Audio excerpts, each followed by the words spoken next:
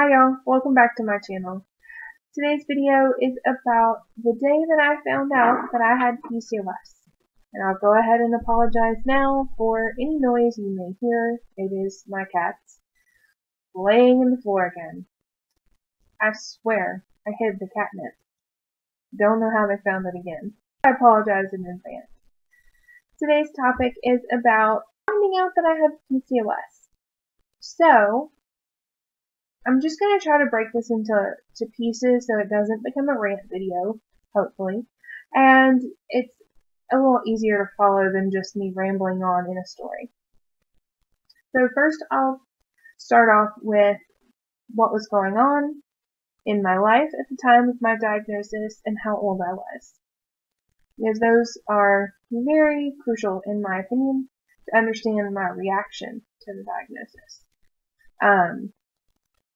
Then I'll talk about when I got my diagnosis, the process that happened.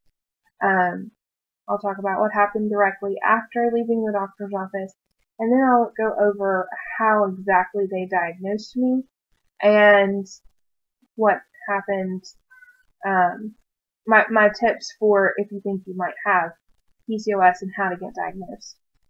So, when I was first diagnosed with PCOS, I was only 18 years old, and I had been married for 9 months.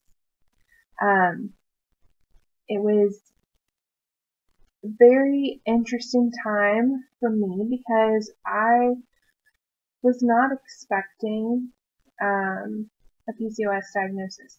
I had never heard of PCOS. I had no idea it was a thing, and let alone how many women that it affects. 1 in 10 women, that's a lot of women, but I talk all about that in my overview video, which I will link in the video description box below. At the time of my diagnosis, I actually didn't make the appointment because I thought there was something wrong with me. I actually thought that I was pregnant for the second time. And the first time had been 6 months prior. My husband and I had a miscarriage. And that's gonna be, that miscarriage and the second one we had will be a completely different video, a little ways down the line. But I thought that I was pregnant for a second time, and, the first time that I was pregnant, I had no clue. I didn't find out until I lost the baby. But this time, when things started going a little out of the ordinary, I was paying attention. And, I noticed that my cycle had disappeared for 3 months in a row. And I had done home pregnancy tests. All came back negative. But I also knew that home pregnancy tests are not, always 100% accurate, that, you could have a bad test, you could test the wrong time of day, they could be expired, you may have saturated the little thing on them. I mean, there's a ton of ways, apparently, that you can mess those up. So, I never knew it was that complicated until I was researching to see if I was pregnant and why I wasn't getting a test. After 3 months of not having a menstrual cycle, I was really confused. But so I made an appointment. I was like, I don't want to lose this baby, so let's just go to the doctor. So my husband and I set it up, for Friday, because that happened to be his day off. We had just gotten the insurance, and so we set it up with a doctor I'd never been to before, but it was covered under the insurance, and so that's who we went with. That was another thing. We were transitioning insurance companies, which was so not fun. If you've ever done it, you know exactly what I mean. But we were transitioning insurance companies, and we went in, made this appointment, and went to the doctor. So we went into the appointment we'd made. We had scheduled the whole day together to where it was just us because we both thought that I was pregnant. Besides the missed menstrual cycles, I had gained a little bit of weight in my stomach. I was having some food sensitivities, smell sensitivities, oh my goodness. And I fully thought that I was pregnant. And so, we knew that there would be a lot to talk about. We hadn't even been married for a year at that point. We were both very young. I was only 18, and he was not much older, 3 years on me. But we went in for this appointment, and for me, the first clue that this may not be the place for me should have been the fact they wouldn't let him come back there. The office knew why we wanted the appointment. I mean, that's just a personal preference. I would rather have my sweetheart with me when we get news like that, and, we can both ask our questions to the doctor. So that kind of bugged me. But it didn't affect me getting the diagnosis. The diagnosis came a little while later. We had about 20 minutes to wait in the waiting room, and then I went back, and they did lab work, put me in an exam room, waited for the doctor for about 45 minutes, and he came in, looking at his chart, looking at my chart, flipping the pages, looks up, says, well, you're not pregnant, you have PCOS, you can't get pregnant, and then he turned around, and he walked out of the room, mumbling something about the nurse coming in a moment with discharge papers. That is how I was told, not only that I wasn't pregnant, and I had fully expected to hear, you are X number of weeks pregnant. Not only was that how I was told about not being pregnant, but he turned around after handing out a set of letters as a diagnosis and walked out of the room. What? So, I was partially angry, but I was mostly crushed. And I just started crying my eyes out. Could not believe that, this had just happened, and not even 5 minutes later, the nurse comes in. She said, okay, here's your discharge paper. And then she stops, and she sees me, and I'm just crying nonstop. And she calms me down, asks me to explain what's going on, and then she hands me some tissues, my discharge papers, and she says, here's your discharge stuff, but I will be right back.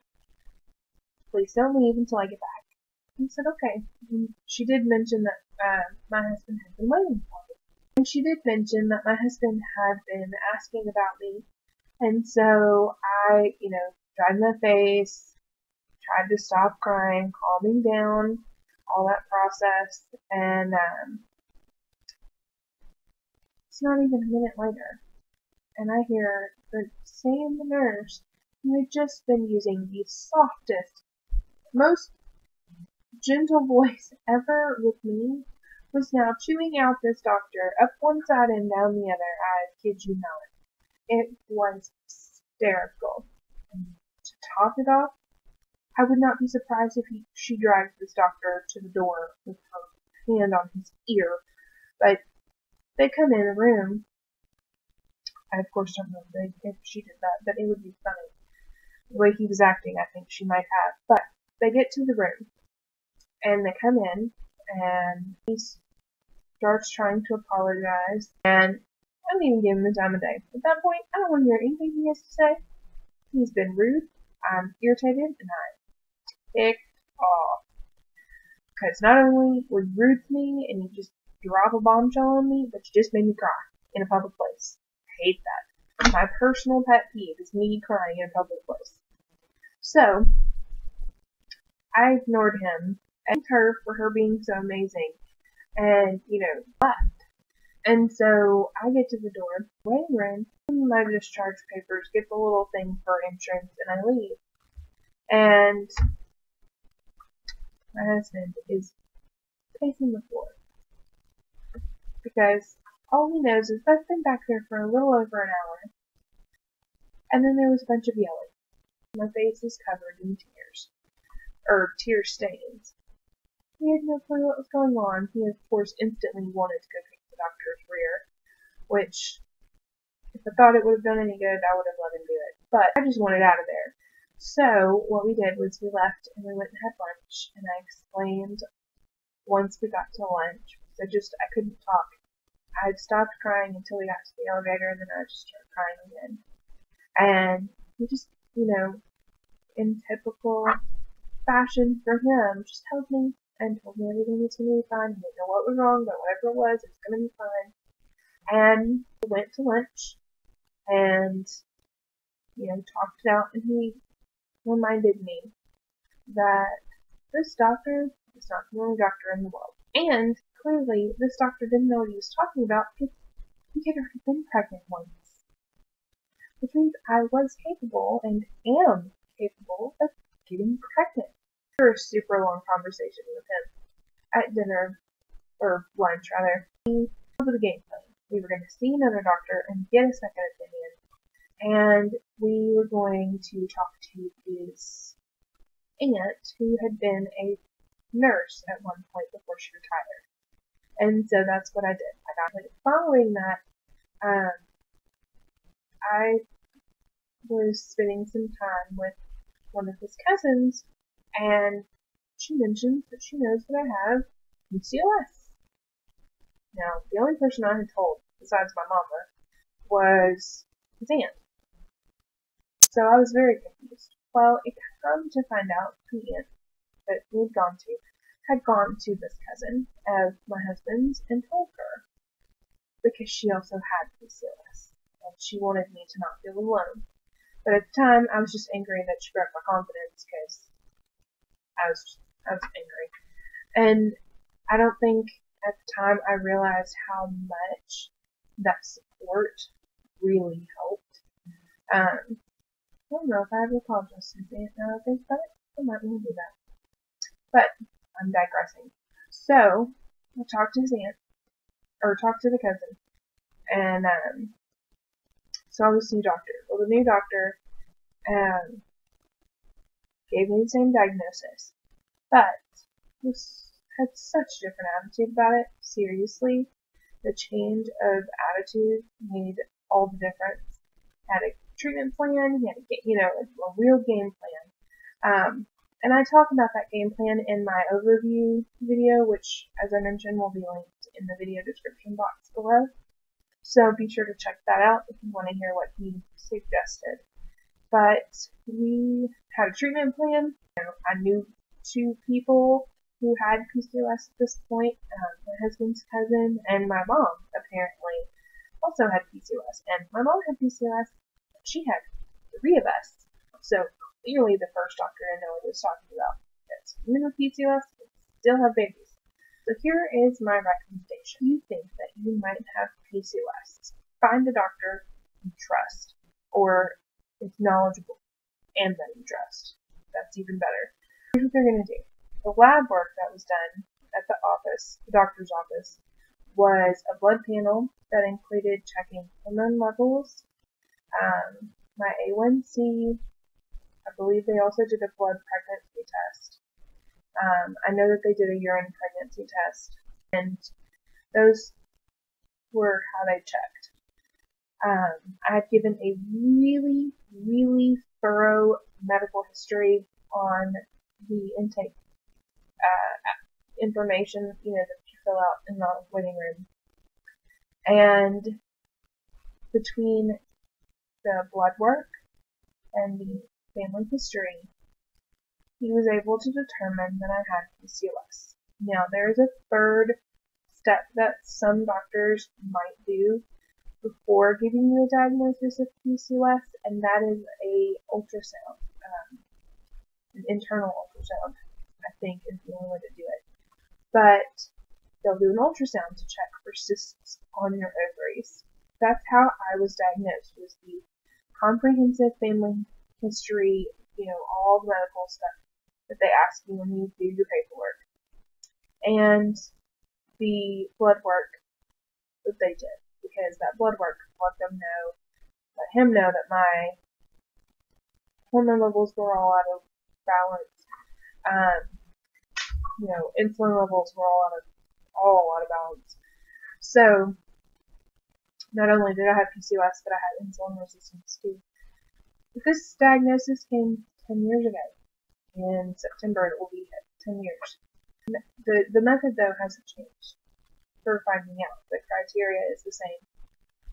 They're going to be looking for a combination of 2 out of the 3 things: absent or irregular menstrual cycle, high levels of androgens, which are male hormones, either in lab work or something they can see there in the clinic, like facial hair, pattern baldness, oily skin with acne, that kind of stuff, will give them an indication that your hormone levels are out of balance.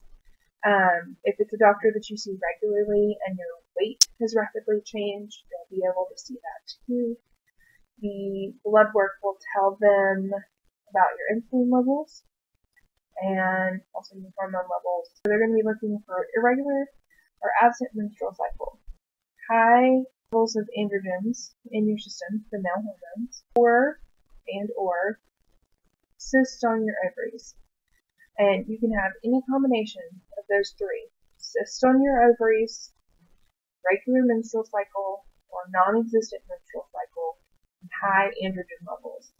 It's required 2 out of those 3 to get a diagnosis with PCOS. And once you get that diagnosis, what you're going to want to do: listen to your doctor while you're in the office. They'll tell you all kinds of information if they're worth their salt.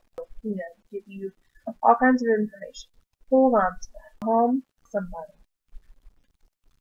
Tell somebody what the doctor said.